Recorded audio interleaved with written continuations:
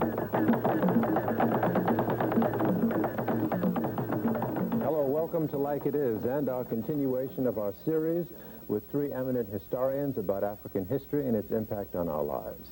Our guests are Professor Ivan van Sertima of Rutgers University, Professor Joseph Ben Jekinen of Cornell University, and Professor John Henrik Clark of Hunter College. Our historic excavations will begin or continue right after these words. At a time when Europe at its very best could not produce a machine with a temperature blast in the blast furnaces of more than 1600 degrees centigrade, they found in that area where they were producing steel that there were higher population densities than there are today. Tanzania, in fact, supported comfortably certain population densities which it cannot support today. One of the things that we do not seem to understand is that colonialism in some places actually destroyed African soil. Machines were introduced that were totally inappropriate to that world and that destroyed possibilities. In Tanzania, for example, you find 4.5 million heads of cattle in the interior of Tanzania.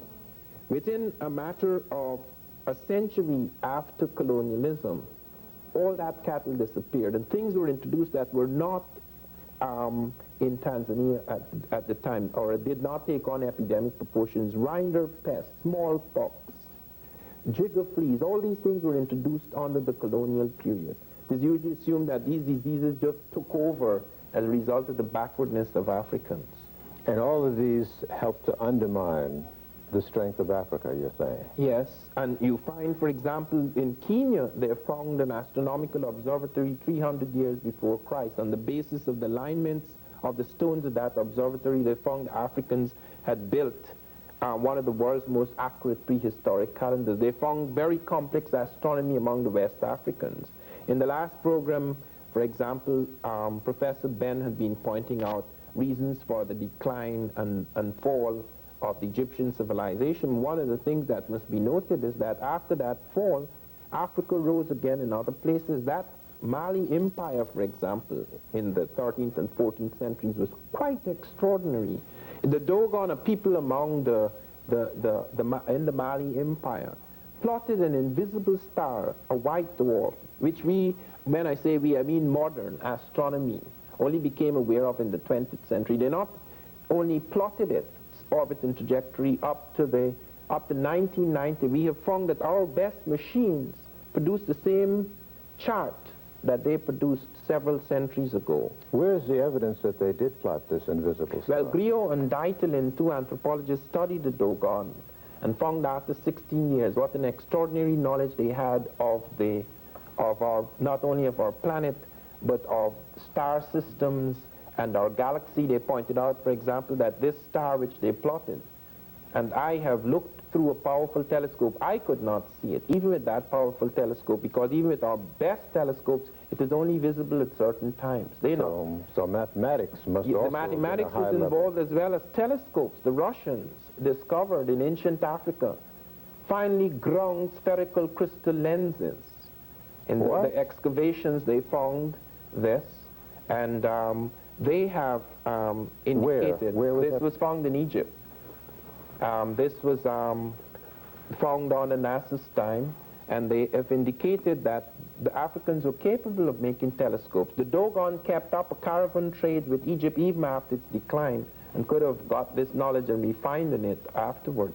So what we have is a story of an African people that had developed a high technology, but their humanity was such that no, I don't think it's a question of humanity. I do not believe in theories of people being more human than others. I do believe, however, and the evidence bears us out, that whereas the Africans had the opportunities to destroy European civilizations whenever they invaded Europe, whether it was under the Grimaldis before the emergence of Cro-Magnon man, whether it was under the Moors, when with other peoples they were in Egypt, they were in Europe, whether it was under Hannibal, when even Taharqa made an excursion into a part of Europe, they found them in Spain. The European profited in all the circumstances. Never was his civilization shattered. Whereas when the Europeans invaded, they wiped out cultures. And that is a very and odd yet thing. that speaks not of humanity, It speaks of very extraordinary circumstances, how this can be translated in terms of whether you have different kinds of human beings or different type of human consciousness or different human character, perhaps in terms of the social character of the African. You see, the African never believed that, for example, if he has a religion and he conquers another person or walks into another territory, he has to plaster it down on them. The times when these invasions were made, it was times when Europe thought, or at least she liked to think, in order to cover up, to assuage her guilty conscience, that she could say, well, look, I've come on the name of Christ, in the name of God, to save these souls, so that she therefore found it necessary to wipe out everything. Like, for example, in America, she destroyed all the books in America except 3. Well, did the African ever do that? They never did that Europe? because... Did the African ever enslave the European? No. No, you don't have evidence of that. And this is not only a question of humanity, it has to do, as I say, with the assumption with which you move forward, that what are you doing? The African, for example, did not have these monolithic religions where you would go like the Arab or the Christians, the European Christians, when they distorted Christianity, would go and say, in the name of such and such, I'm going to wipe you out. I don't think the African invader ever operated under those premises, so that you can have a totally different kind of impact occurring. Okay. Let's talk about some of the vast resources on the African continent and how they were exploited and utilized by the African. Well, they have found, for example, in medicine, extraordinary things occurring in African medicine. I'm not just talking about the witch doctor.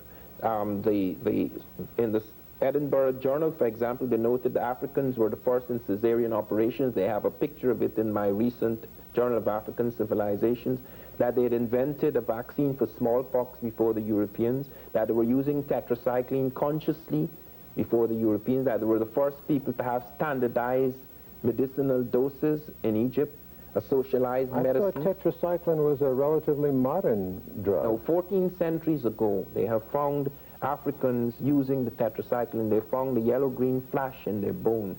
And they found where they were using that tetracycline, there's the lowest incidence of infectious disease in an ancient population. Do they know how it was administered? No, they found it first in their grain bin, so that it may have started as an accident, but then the Africans became aware of it and started to use it in medicinal doses. We also have evidence of mathematical systems, and this is one of the things that one finds so frustrating, that in most of the anthropological and archaeological records, or anthropological and historical records, you do not there's no mention of African mathematical systems. Work has been done showing that these mathematical systems were highly complex, particularly among the people like the Yoruba, etc., and some of them were on the verge of computers before the Holocaust.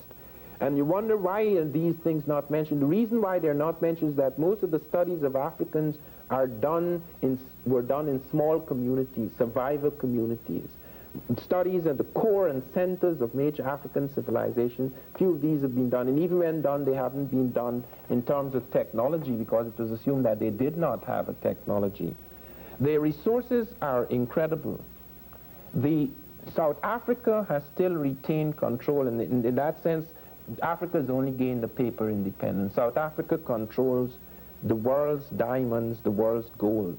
23 million ounces of gold are produced in South Africa a year. Zimbabwe and Ghana has only 1 million. The diamonds among the South Africans, they are the leading diamond producers in the world. Manganese, it's incredible.